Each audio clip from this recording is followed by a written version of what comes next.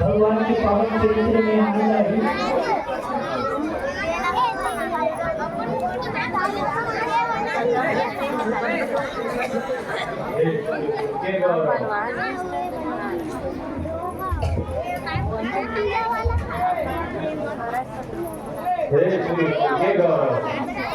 जीवन भर तुम वशिष्ठ को हर घर दिख करके चरण वंदना करते रहे।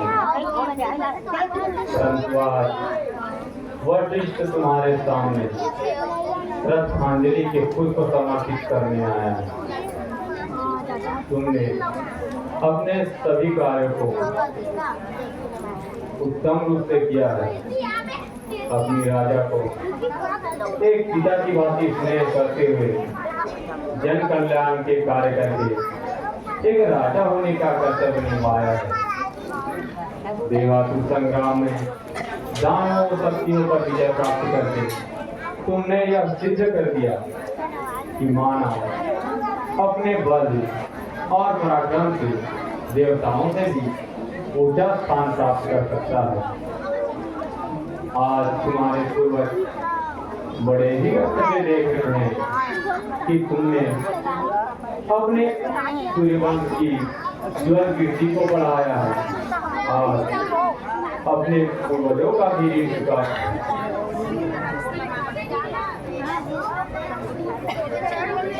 हे राजा, हे महात्मा, इतिहास तुम्हारा भी नाम है। रघु, इक्ष्वाकु और भागीरथ की तरफ बड़े ही आदर से लिया जाएगा। माता की ममता सदा ही जगत में विख्यात है, परंतु अपने पुत्र के वियोग में अपने प्राण त्याग कर तुमने यह सिद्ध कर दिया। इस जगत में एक ऐसा उदाहरण स्थापित किया है जिसकी गाथा, जिसकी अमर गाथा तीनों लोकों में युगों युगों तक गाई जाएगी।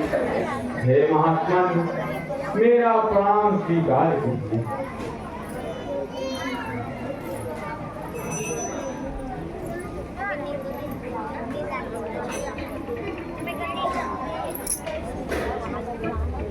हे सम्राट, मैं आपके चक्रवर्ती राज्य के समस्त राज्याधिकारियों, सामंतों और राजाओं की ओर से आपके श्री चरणों में पुष्पांजलि अर्पित करता हूँ।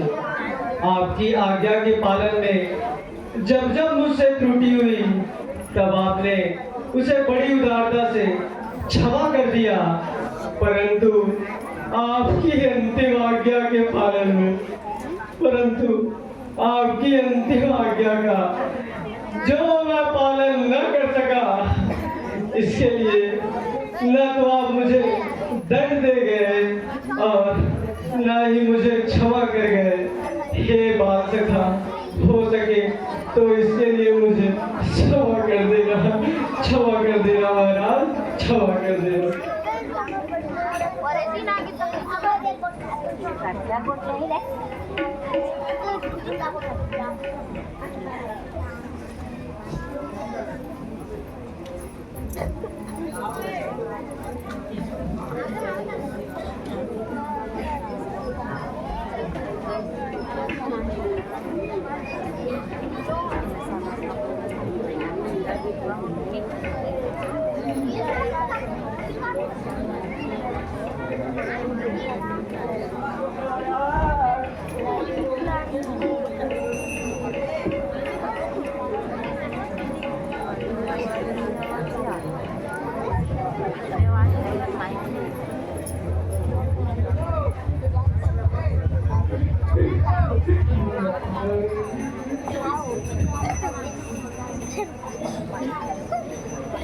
हे रानियों, जो जाने वाला था वह तो चला गया। इस तरह से व्याकुल मत हो, अपने मन में धीर धारण करो।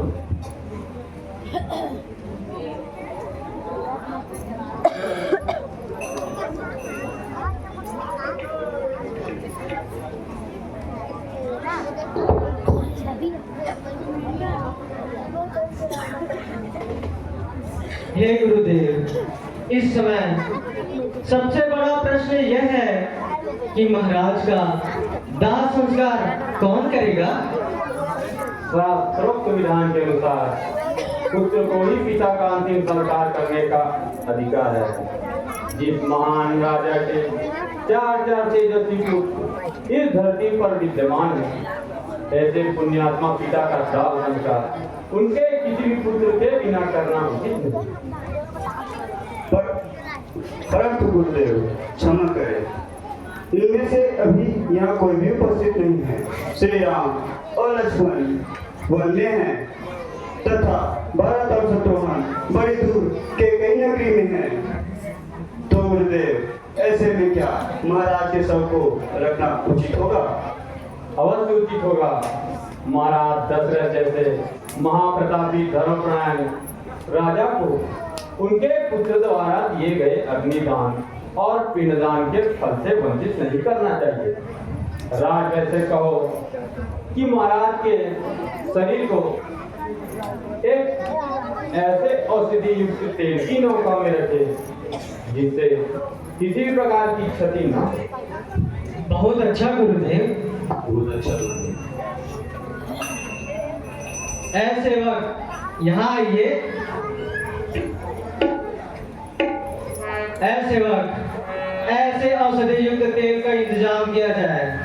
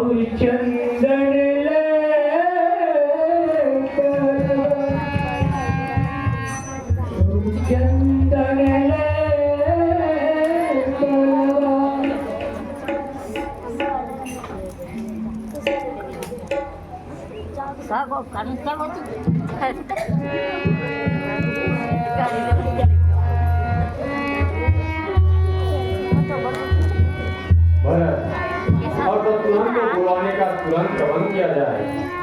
इधर तुम वायु वेग से दौड़ने वाले घोड़े पर सवार होकर तुरंत कैकेयी देश को प्रस्थान करो। परंतु एक बात याद रखना, भरत के ननिहाल में जाकर अपने मुख से किसी प्रकार की शोक प्रकट न करना और कहना कि कुलगुरु वशिष्ठ ने कुशल मंगल कहा है और तुम्हें आवश्यक कार्य से अयोध्या बुलवाया। जो आज्ञा गुरुदेव, ऐसा ही होगा।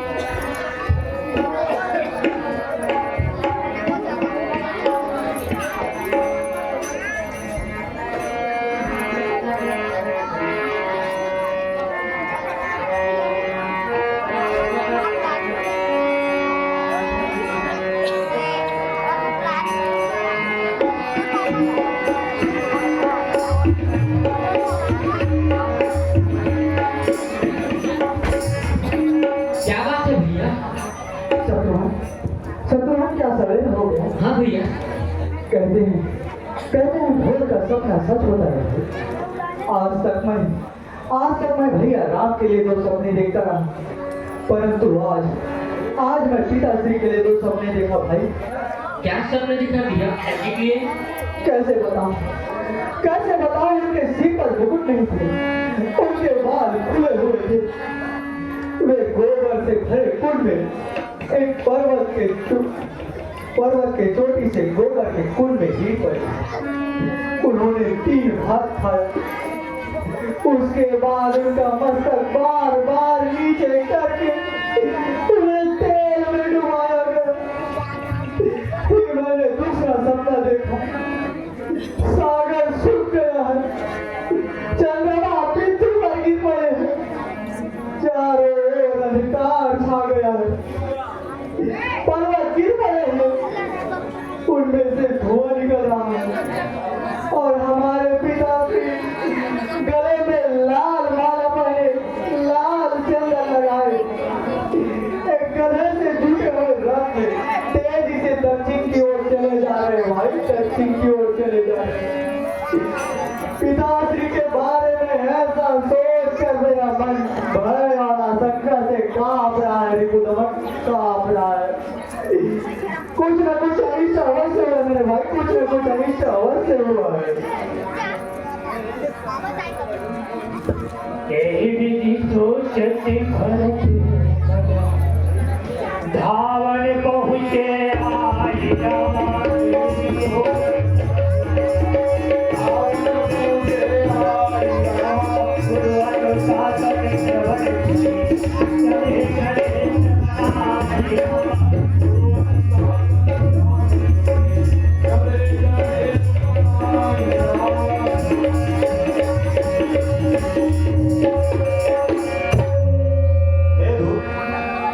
कहिए।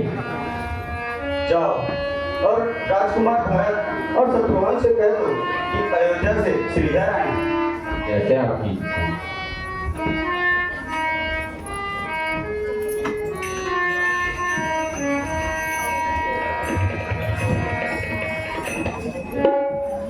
महाराज भरत कुमार एक दूत अयोध्या से चलकर कुछ संदेश लाए हैं और तुरंत दर्शन को चाहते हैं। देखा देखा रिपुदमन, मैंने कहा था ना अयोध्या से कुछ संदेश आया है। चलो शीघ्र चले। श्रीधर, बोलो क्या बात है, क्या संदेश आए? प्रणाम राजकुमार।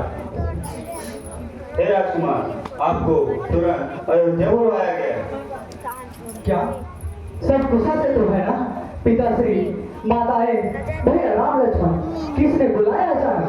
हे राजकुमार, गुरु वशिष्ठ जी की आज्ञा है कि आपको मैं तुरंत अयोध्या ले चलूं। अच्छा ठीक है, लेकिन हम पहले अपने नाना श्री से मिल ले।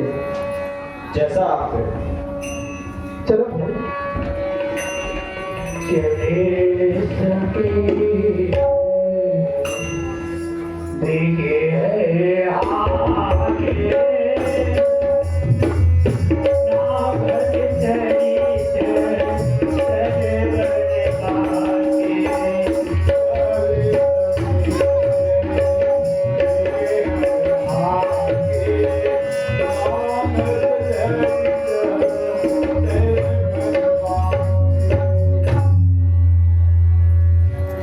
प्रणाम नाना श्री।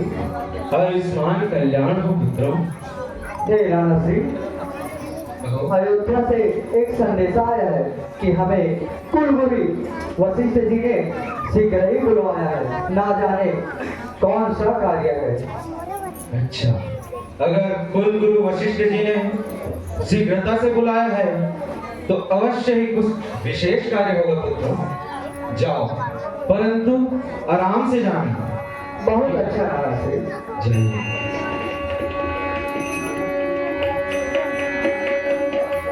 चले समीर देख गए आगे दिया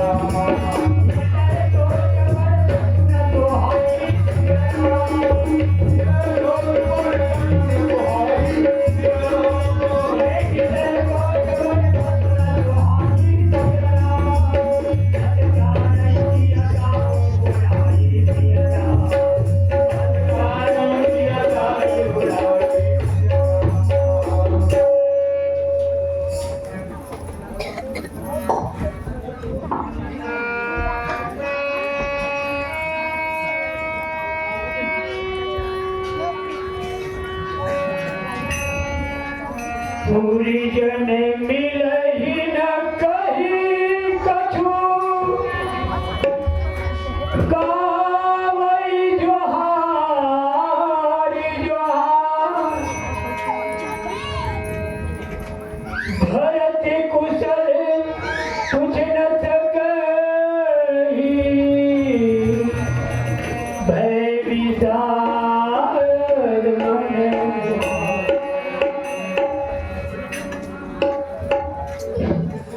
देखो तो भरत यहाँ आ रहे हैं। अरे छोड़ो, उस जैसे पापी का तो मुख नहीं देखना चाहिए। चलो भाई, यहाँ से चलते हैं। चलो चलो तो। चलो चलो। भाई सत्यवान, नगर में हमें सभी लोगों ने देखकर अनदेखा कर दिया और महल में चारों उदासी छाई। ना जाने क्या बात है भाई। आशंका तो मेरे मन में भी थी गया। और देखो,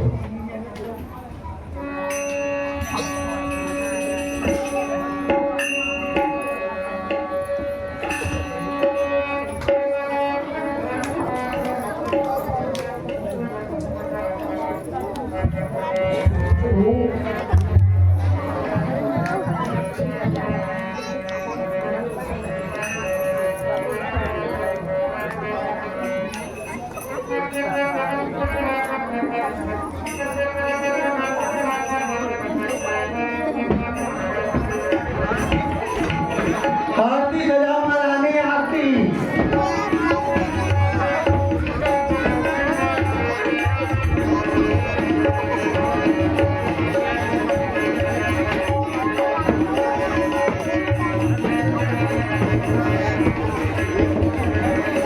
आरती सजाओ महारानी आरती। आरती सजाओ महारानी आरती। अयोध्या का होने वाला राजा भरत महल में प्रवेश करेगा। नियमानुसार पहले वो अपने पिताजी से मिलने जाएंगे और वहां जाके दुखी हो जाएंगे, इसलिए मैं रास्ते से ही उनको यहाँ ले आऊंगी। आरती सजाओ महारानी आरती। आरती सजाओ महारानी आरती। आरती सजाओ महारानी आरती।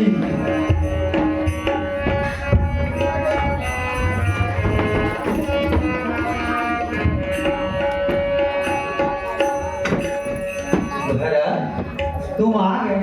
तुम आ गए माँ। जुग जुग जियो मेरे लाल। चलो चलो, तुम्हारी माता ने तुमसे शीघ्र बुलाया। परंतु हम पहले पिताश्री से मिलेंगे। कहाँ है वो तुमसे नहीं मिलेंगे। परंतु क्यों? अरे इसीलिए तो तुम्हारी माता ने तुमको बुलाया है। वो तुमसे बहुत अधीर हो रही है मिलने के लिए। चलो तुम भी जाओ शत्रुघ्न, तुम्हारी माता भी तुमसे मिलने के लिए अधीर हो रही है। ठीक है, जाओ जाओ, आओ आओ, चलिए चलो चलो चलो चलो, आओ आओ आओ आओ।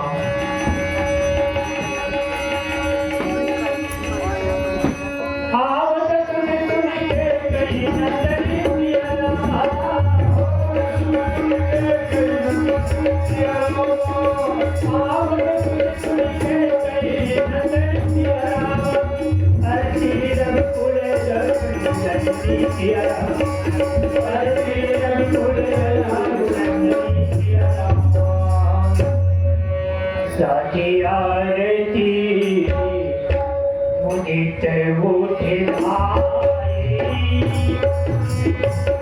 द्वारे ही भेटे भावन लया। साची आरती मुदित उठे भाई, द्वारे ही भेटे भावन लया। क्या बात है माता, आज कैसे वस्त्र पहने, आपके मांग में सिंदूर भी नहीं, आपके आभूषण भी नहीं, महाराज आपके कक्ष में भी नहीं। ये पूरा महल इतना सोना क्यों हो गया है माता? माँ, महाराज कहाँ है? पिताश्री कहाँ है? बताओ माँ बताओ, पिताश्री कहाँ है?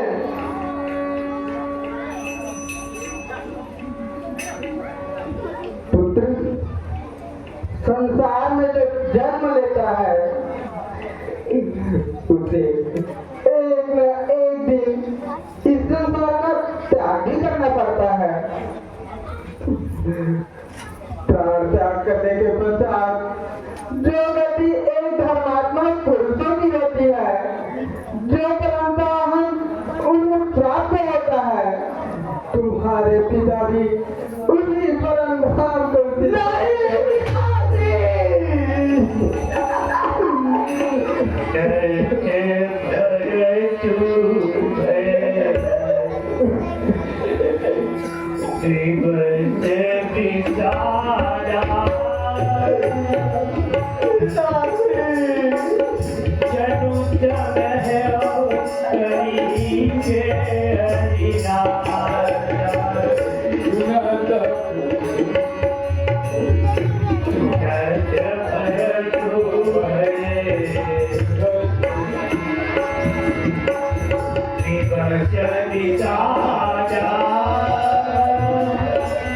जय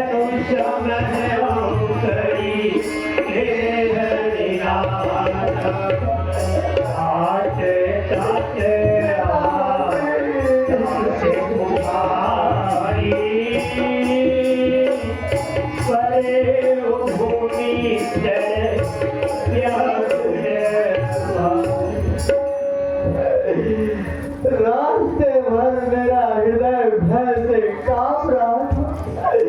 मेरे सारे अपशगुन, सारे दो स्वप्न सच हो ही गई माता, सच हो ही गई,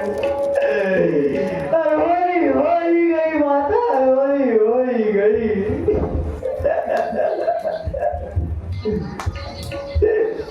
धीरज रखो मेरे लाल,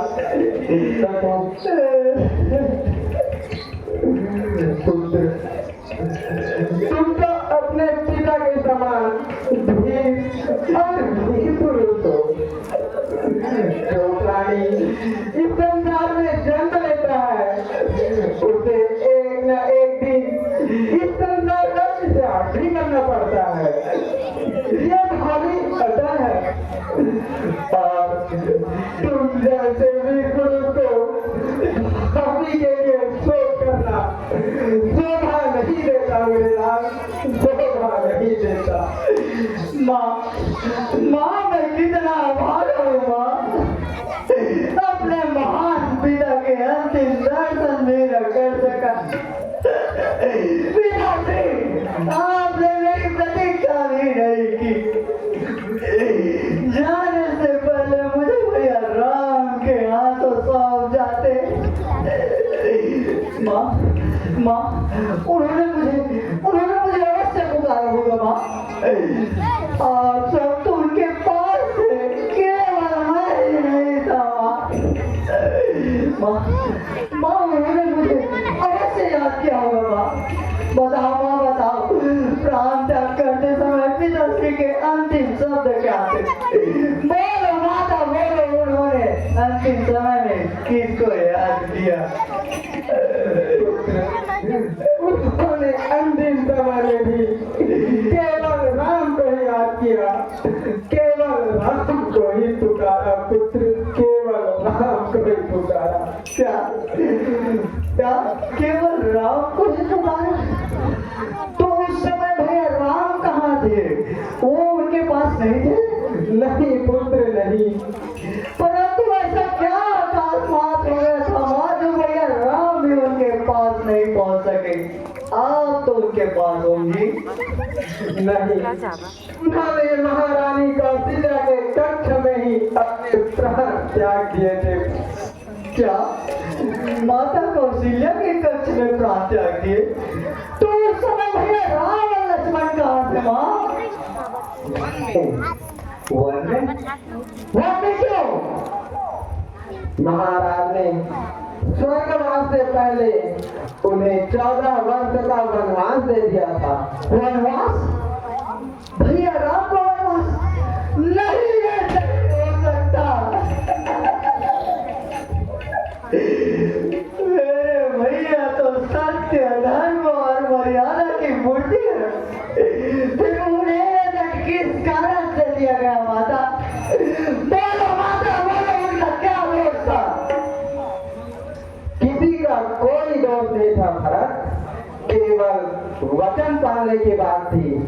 और तुम्हारे पिता ने धर्मपरायण सत्यनिष्ठ की तरह अपने वचनों का पालन करने के लिए अपने प्राण न्यौछावर कर दिए। वचन? कौन सा वचन माँ? किसे वचन दिया था उन्होंने? मुझे?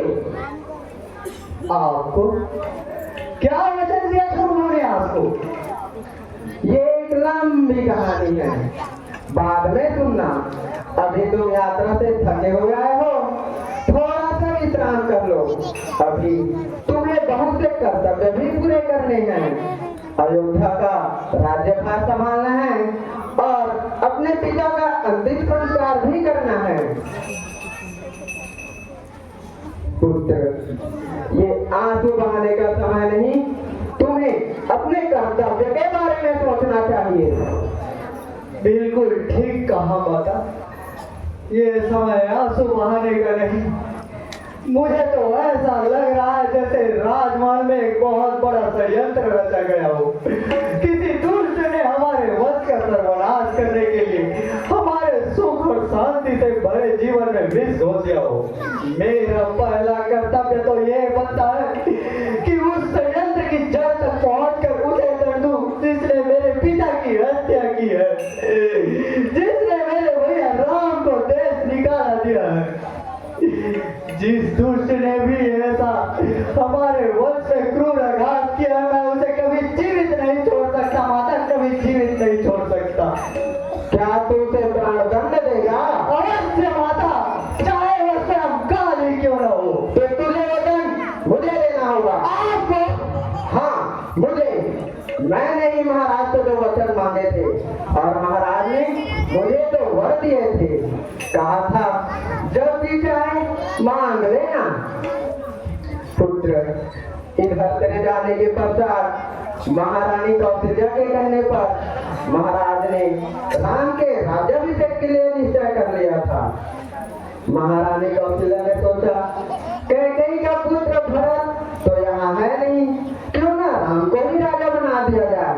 परंतु पुत्र, मैंने ऐसा नहीं होने दिया। मैंने अपने दोनों वर मांग लिए, राम के लिए 14 वर्ष का वनवास और तुम्हारे लिए अयोध्या का राज्य। इस काम में बेचारी मंत्रा ने मेरी बड़ी सहायता की। उसी ने मेरी आंखें खोली, उसी ने मुझे यह रास्ता सुझाया और मैंने सारी बातें संभाल ली। परंतु बीच में विधाता ने थोड़ी सी उथल पुथल कर दी और आपके पिता स्वर्ग को चले गए। पिता के स्वर्गवास से तुम्हें महान दुख है, वह तो हम सबको है। परंतु इस समय किसी साधारण मनुष्य का शोकाकुल होना तो स्वाभाविक सी बात है।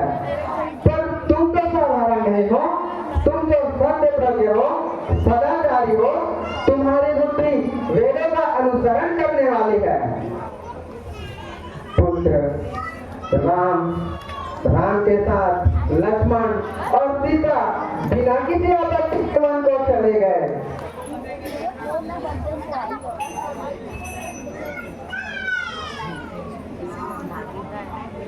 इस तरह मेरी तरफ क्यों देख रहे हो? मैंने जो भी किया तुम्हारे भले के लिए किया। पुत्र, तूने मेरा भला नहीं किया, तूने मेरा सर्वनाश कर दिया। इस कुकर्म से पापड़ी मुझे रघुकुल का सबसे कलंकित पुरुष बना दिया। अरे पापड़ी, इससे अच्छा तो यह होता कि जिस दिन मेरा जन्म हुआ उसी दिन अपने हाथों से मेरा गला घोटकर मार देती, जिससे मैं आज तो अपाहिज की मौत तो न मरता। मेरे भाग्य की विडंबना को देखो, मुझे रघुकुल जैसा उज्जवल वंश मिला, वीर पराक्रमी सत्यनिष्ठ परम धर्मात्मा दशरथ जैसा पिता मिला, तीनों लोकों में वंदनीय श्री राम जैसा भाई मिला, और तुझ जैसी नीच माता के गर्भ से जन्म दिया गया। हे विधाता, इससे बड़ा परिहार तो किसी और के साथ क्या कर सकता है। अरे पापड़ी, परम धर्मात्मा श्री राम को वन में भेजने की बात कहते हुए तुम्हारे मुंह में कीड़े क्यों नहीं पड़े?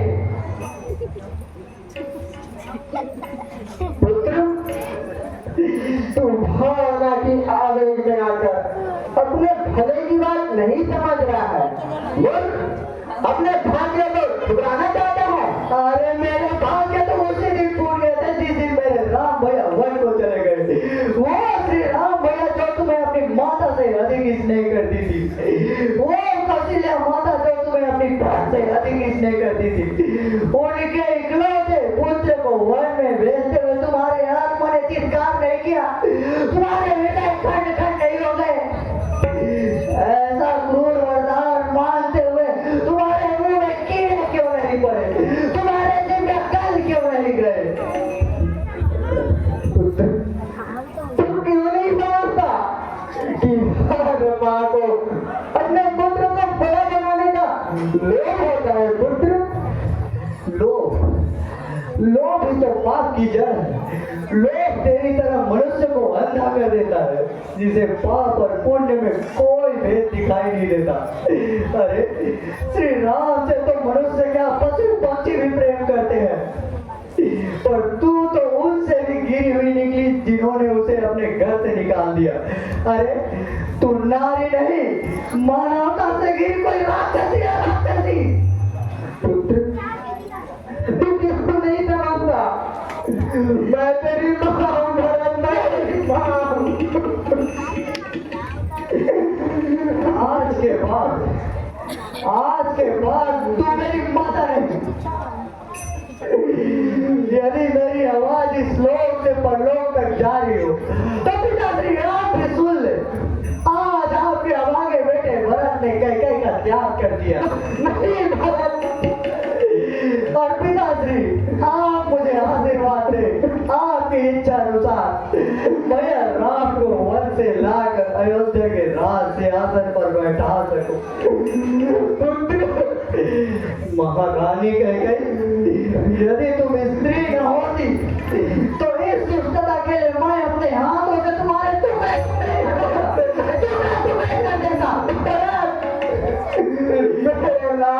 पाप की ऐसी जीवन मूर्ति को जीवित रहने देना भी पाप है। परंतु क्या करूं, ऐसा करने से मेरा राम भैया मेरा ही परित्याग कर दिया, इसलिए विवश हूं। लेकिन आज के बाद मैं तुम्हारे कलंकित हूँ। इसका समय कम नहीं आओ, मेरे भाई आऊंगा।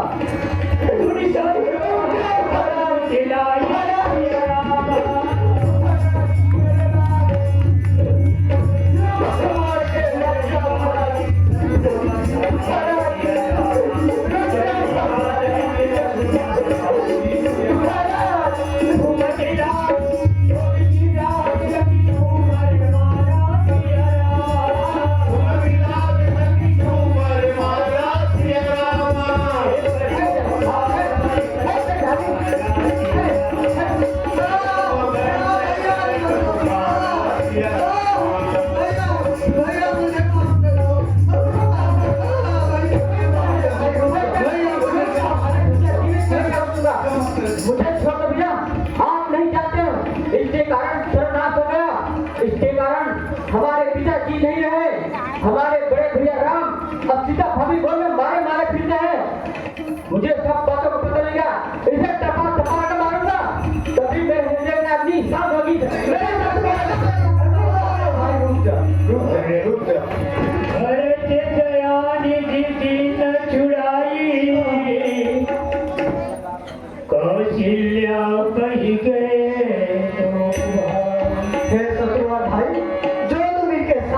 भाई, वही मैं महारानी कैकेयी के साथ करना चाहता हूँ, परंतु क्या करूँ, ऐसा करने से हमारे राम भैया हमारा परित्याग कर देंगे। बड़े से बड़े उत्तेजना में भी वे हमें धर्म की मर्यादा छोड़ने की आज्ञा नहीं देंगे। मेरे भाई भैया तू क्या ऐसे छोड़ दे। श्री राम हमारे राजा है भाई, वही इन राक्षसियों को दंड देंगे। जाओ मंत्रा, चली जाओ। भरत दयानिधि दीन छुड़ाई,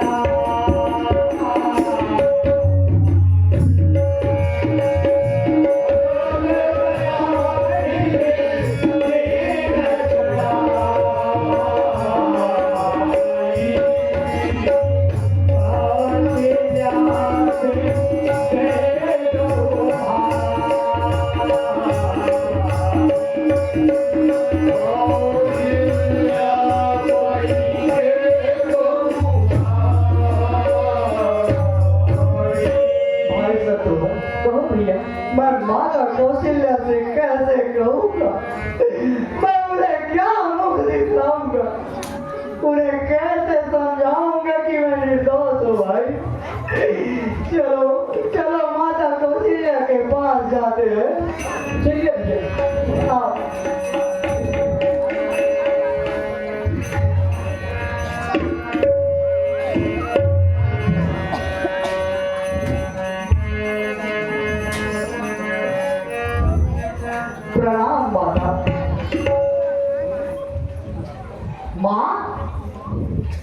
माँ, माँ, मैं हूँ भरत। भरत, भरत तू आ गया मेरे पुत्र। मैं तेरा ही रास्ता देख रही थी। देखो ना पुत्र, यहाँ मेरी बात कोई नहीं मानता। मुझे मुझे मेरे राम के पास कोई नहीं ले जाता। अब तो तू राजा बन गया ना, मैं तुमसे प्रार्थना करती हूँ पुत्र, अपनी सेना को आज्ञा दे दे। जहाँ राम को छोड़ा है पुत्र, वहाँ उसकी माता को भी छोड़ा है पुत्र, वहाँ उसकी माता को भी छोड़ा है। माँ, यदि आप वन में चली जाएगी तो यह भरत किसकी गोद में रोएगा? माँ, क्या केवल राम आपका पुत्र है भरत? नहीं पुत्र नहीं। माँ, मैं तो इसलिए यहाँ पे आया था कि आप अपने स्नेह रूपी हाथ मेरे सिर पर रखेंगी,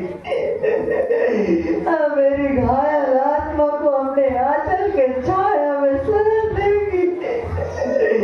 परंतु मेरे भाग्य में माँ का प्रेम नहीं। माँ, मेरे पापों का यही जगह माता।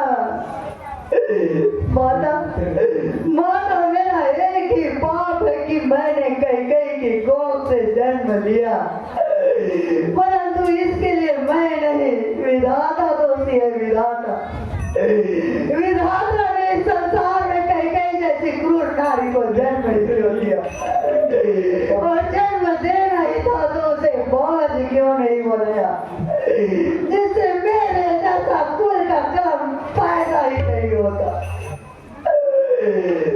माँ, मुझे राम के वन में जाने से ज्यादा पीड़ा तो मुझे इस बात की हो रही है कि आज आपको अपने बेटे भरत पर संदेह हो गया है। माँ, संदेह हो गया। माँ, मैं आपको कैसे विश्वास दिलाऊं, कैसे विश्वास दिलाऊं? माँ, मैं ईश्वर की साक्षी लेकर कहता हूँ कि जो कुछ भी हुआ है उससे यदि मेरी लेस मात्र भी सहमति रही हो तो मेरा सारा ज्ञान, सारी विद्या गुरु द्वारा सिखाई सारी विद्या इसी वक्त भूल जाओ, और संसार के समस्त पापियों के पापों का दंड मुझे मिले। माता, मुझे मिले। माँ, आप तो ममता की मूरत है। माँ, मुझे पूरा भरोसा था कि भले मेरे राम भैया मुझ पर संदेह कर जाए, परंतु आप मुझ पर संदेह नहीं करेंगे। बचपन से ही मैंने आपके गोद में अधिक स्नेह पाया है। माता, अधिक स्नेह, परंतु आज उसी गोद में मेरे लिए स्थान नहीं, तो ऐसे जीने से अच्छा है मुझे मृत्यु आ जाए। मृत्यु नहीं भरत, नहीं। तू मुझे ऐसी बातों से और दुखी मत कर मेरे लाल। एक पुत्र तो वन में चला गया और दूसरा इस प्रकार देह त्यागने की बात करेगा तो ये बेचारी माँ किससे सहारा मांगेगी? मैं तो तेरे आने से समझी थी पुत्र कि मेरे पास मेरा राम आ गया। मेरे बातों का कदापि अर्थ नहीं था मेरे लाल कि मैं तुझ पर संदेह करूं, परंतु माँ की आत्मा सदैव तुझी पुत्र की ओर ही जाएगी। एक पुत्र तो पिता की आज्ञा से राज्यभार संभालेगा, परंतु माँ की आत्मा तो सदैव वनवासी पुत्र के लिए ही तड़पेगा। पुत्र, मैं इसीलिए तेरे आने की प्रतीक्षा कर रही थी। मेरा राम तो मुझे अपने साथ वन में नहीं ले गया, परंतु मुझे पूर्ण विश्वास है कि तू मेरी बात अवश्य मानेगा। तू मुझे वन भेज देगा मेरे लाल, तू मुझे वन भेज देगा। माँ, मैं आपको वन नहीं भेज सकता माँ, परंतु वन में जाने वाले को आपके द्वार पर अवश्य लेकर आऊंगा। माँ, अवश्य लेकर आऊंगा। तू ऐसे सपने मुझे मत दिखा भरत, तू ऐसे सपने मुझे मत दिखा। माँ, इस सपने को पूरा करने का कर्तव्य है मेरा। माँ, मैं पूछता हूँ आपने उसे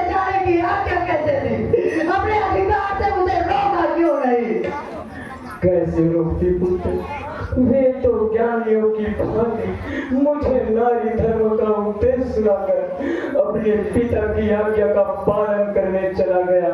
लेस मात्र दुख और विषाद नहीं था मन में।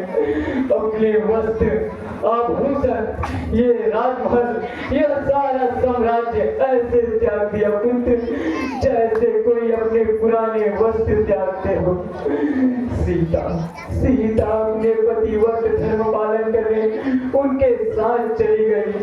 लक्ष्मण को राम ने बहुत रोका परंतु वह नहीं रुका।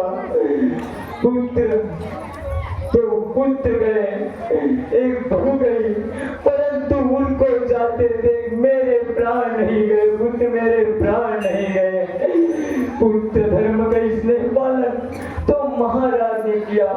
वे जब तक जिए उनके साथ जिए, वे गए तो उन्होंने अपने प्राण भी त्याग दिए पुत्र, अपने प्राण भी त्याग दिए।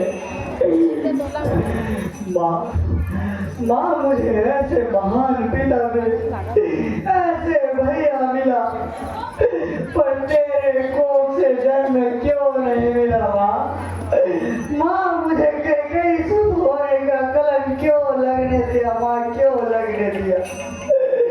यदि आज आप मेरी जननी होती तो ऐसा कलंक मुझे कदापि नहीं लगता माँ, कदापि नहीं लगता।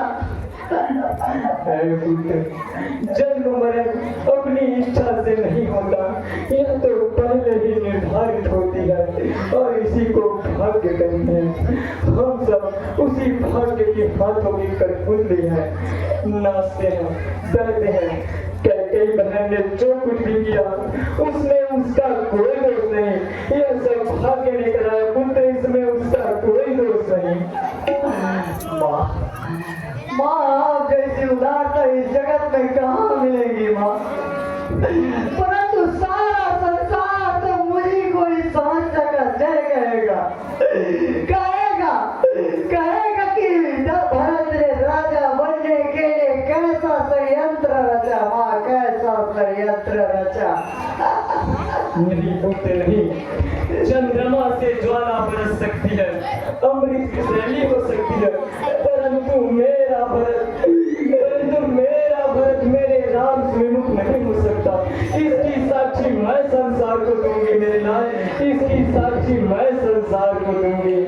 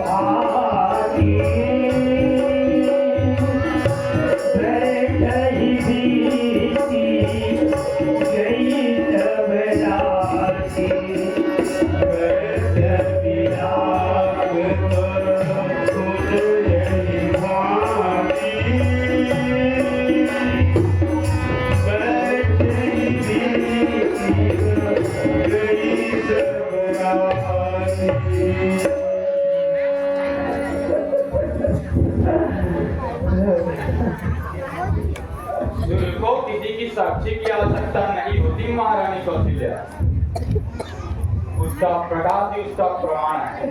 प्रणाम गुरुदेव। उसी प्रकार भरत तुम धर्म के अवतार हो। जिस प्रकार सूर्य में अंधकार नहीं हो सकता, उसी प्रकार तुम्हारा कर्म कभी धर्म में नहीं हो सकता। तुम जो भी करोगे वो धर्म का प्रमाण है। कुमार भरत, तुम्हारे आगमन का समाचार सुनकर हम तुमसे यही कहने आए हैं कि यह समय शोक करने का नहीं है। तुम्हारे महान पिता की जीवात्मा तुम्हारा इंतजार कर रही है। कि मेरा पुत्र आएगा और मेरे अंतिम संस्कार करके मुझे इस शरीर के बंधन से मुक्त करेगा। महाराज, इस समय तुम्हारा कर्तव्य बनता है कि तुम अपने पिता का अंतिम संस्कार करो, अंतिम प्रणाम करो और दर्शन करके अंत्येष्टि की तैयारी करो। चलो बस। बहुत अच्छा गुरुदेव, जैसी आपकी आज्ञा।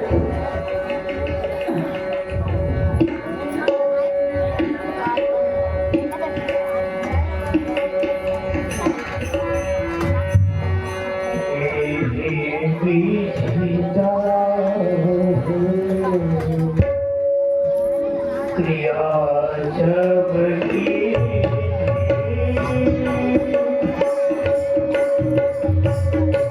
विधिवत नहाई तेरे नारी